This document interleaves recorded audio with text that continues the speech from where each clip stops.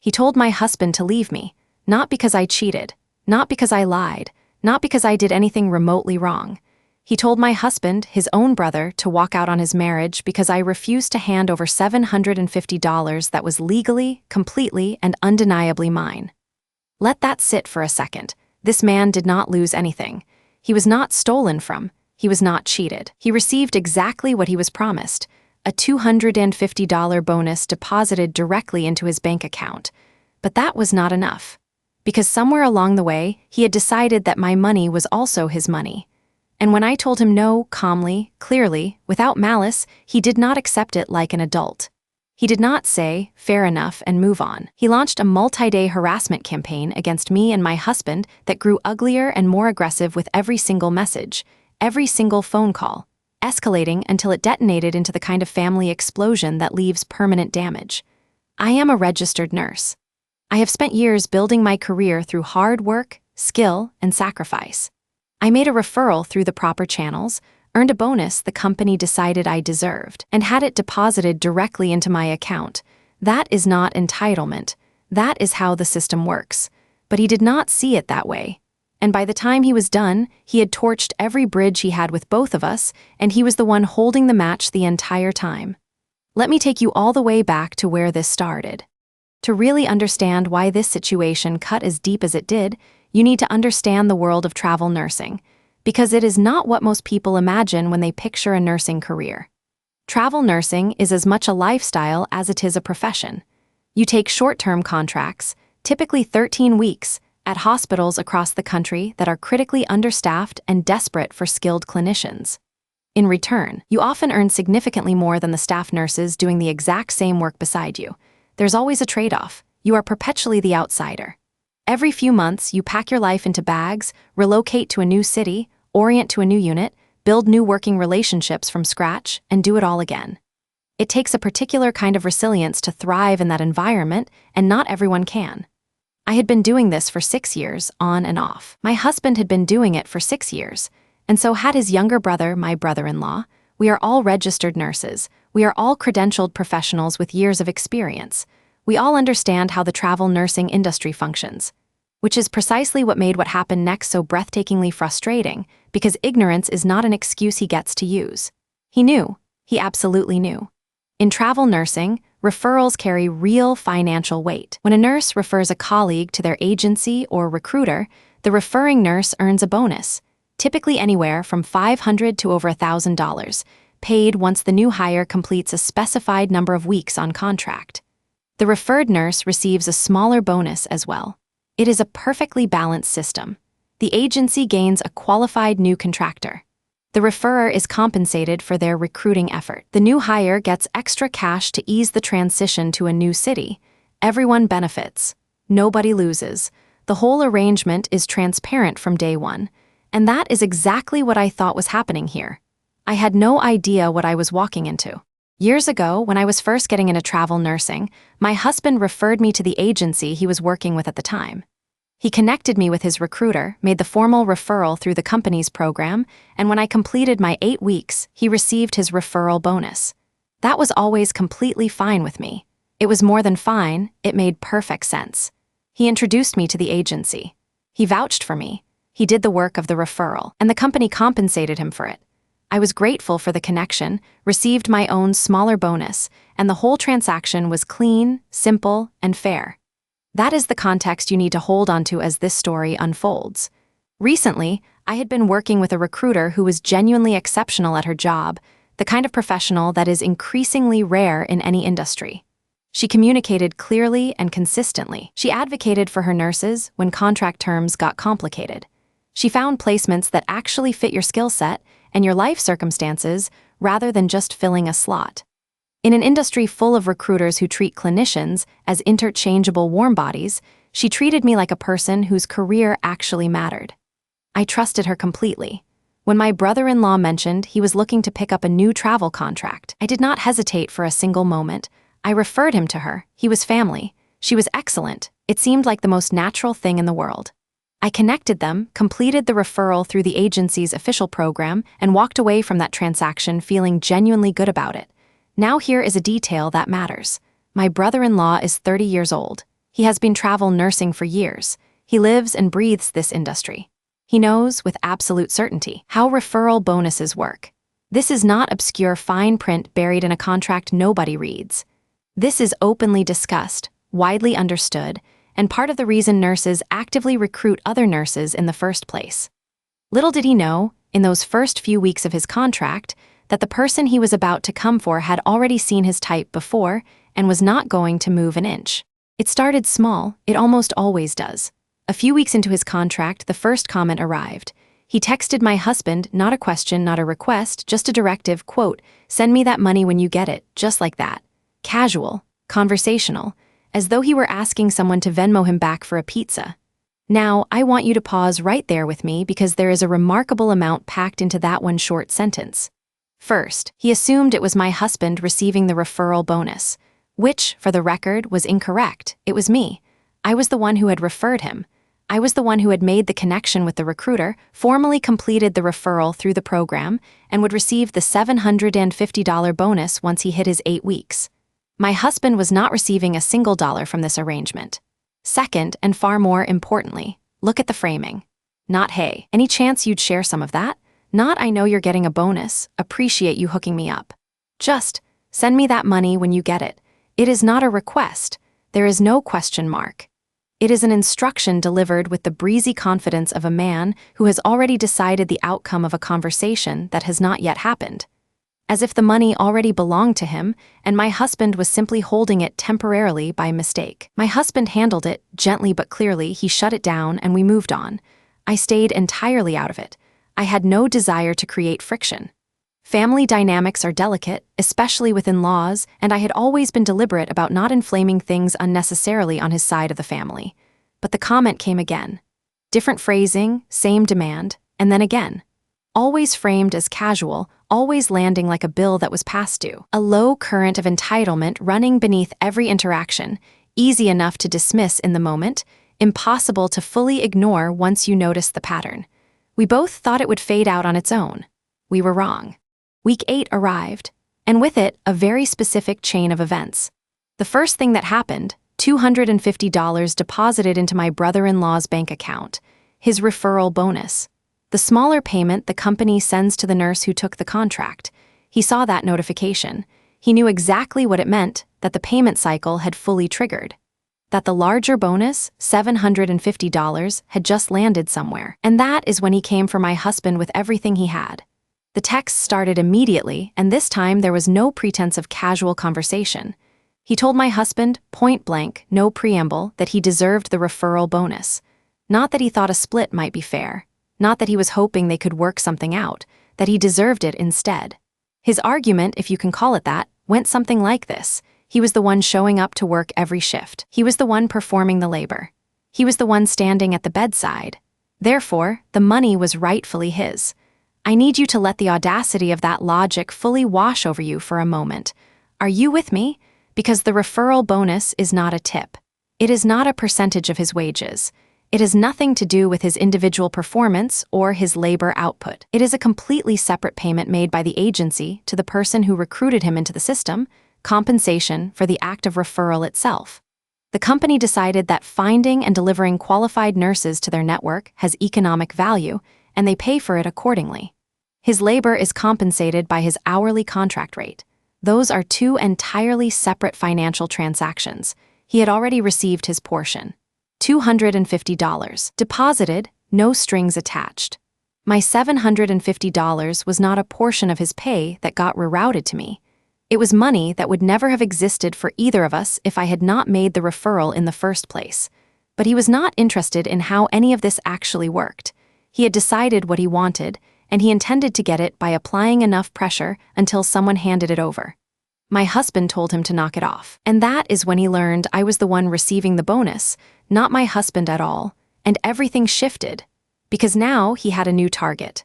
He came to me directly, and I want to tell you something about that moment, about the moment a person drops every pretense and shows you, without any ambiguity, exactly who they are.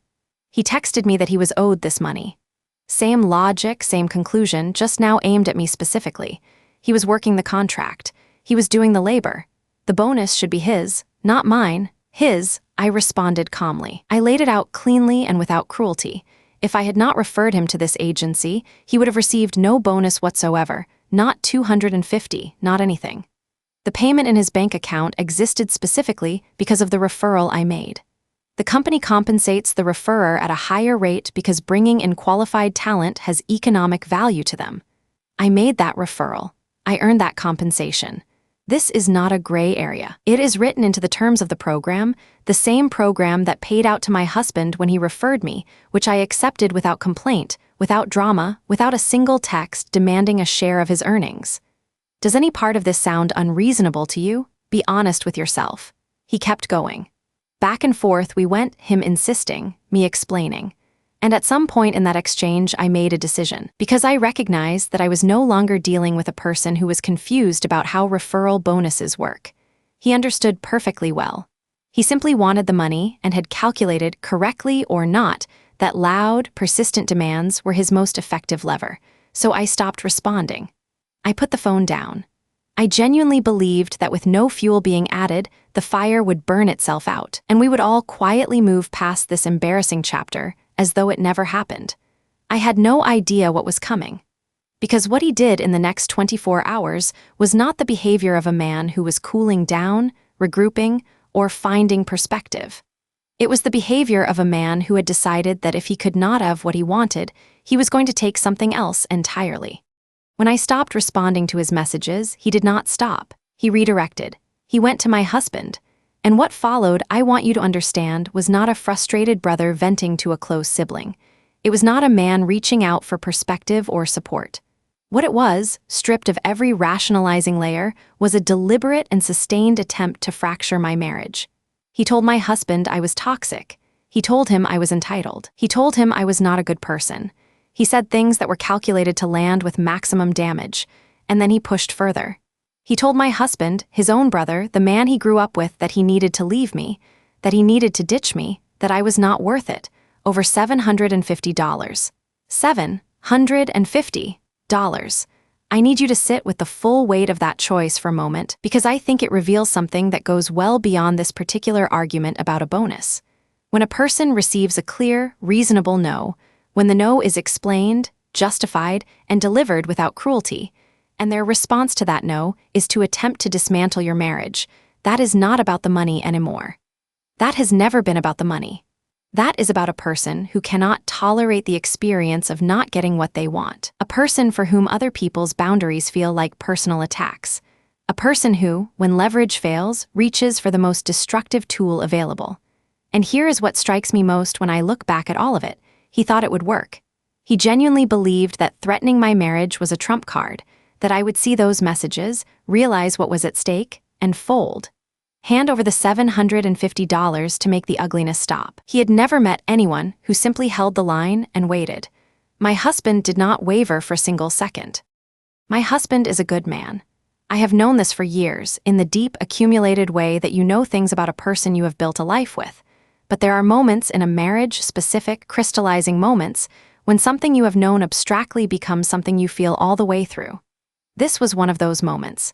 He did not hesitate. He did not hedge. He did not say, "Let me think about this," or "Maybe we should try to keep the peace," or "I know it is unfair, but it is just money."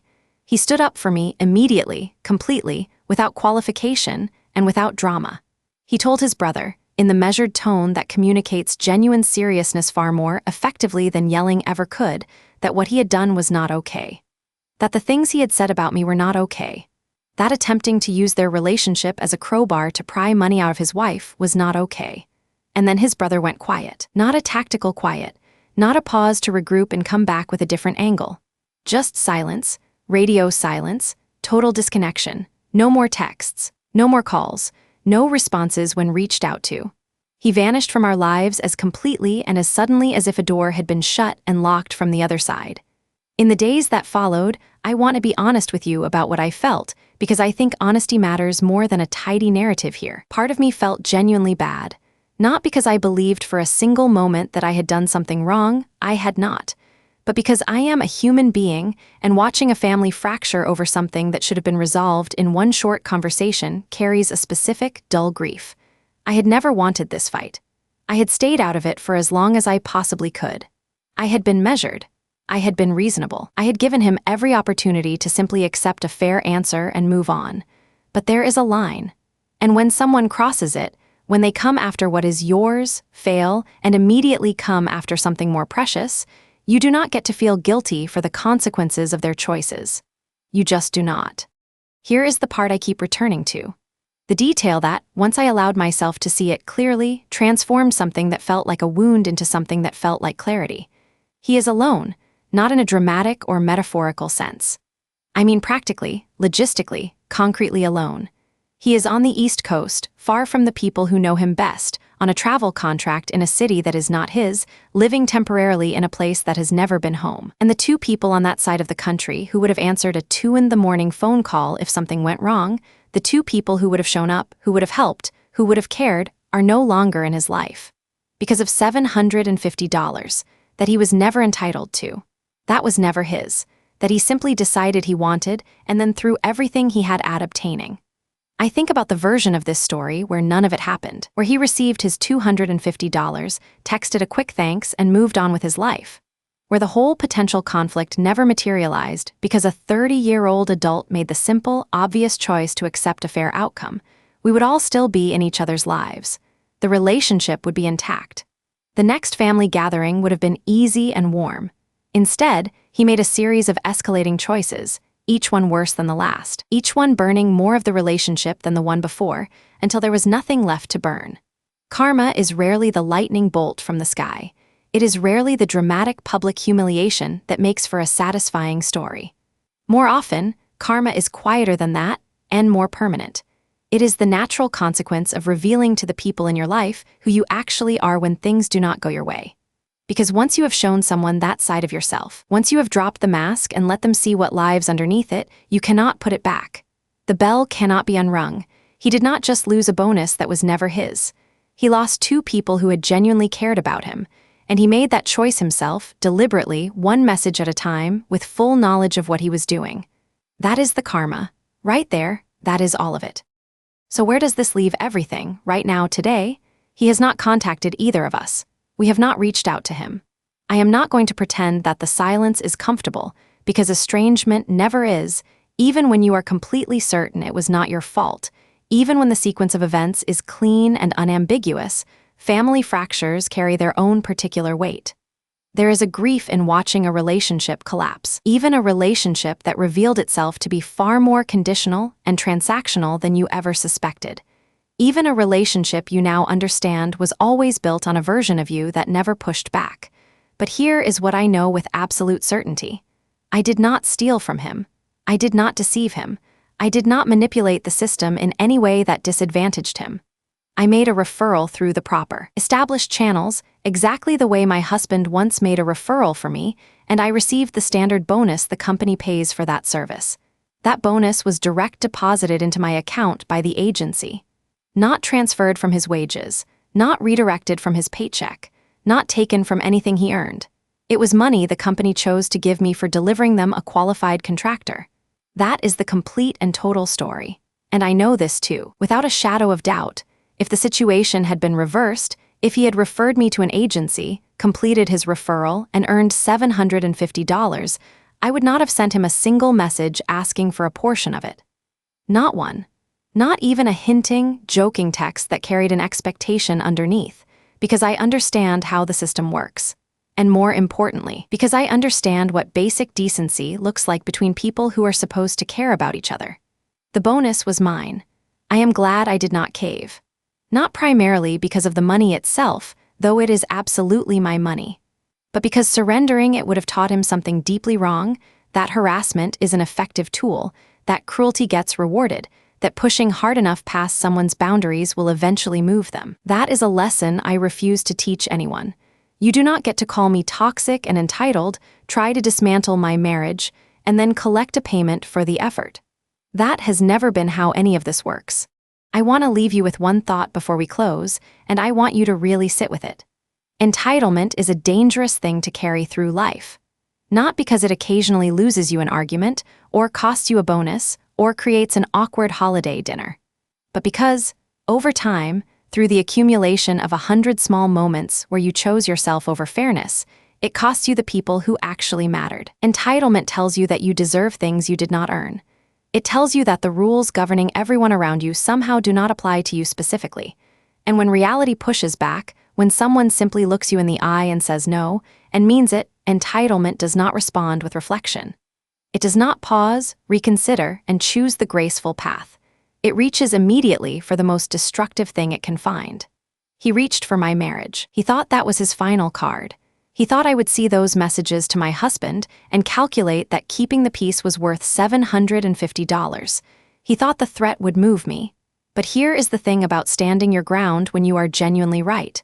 It does not feel like war. It feels like bedrock, like something immovable beneath your feet when everything around you is spinning.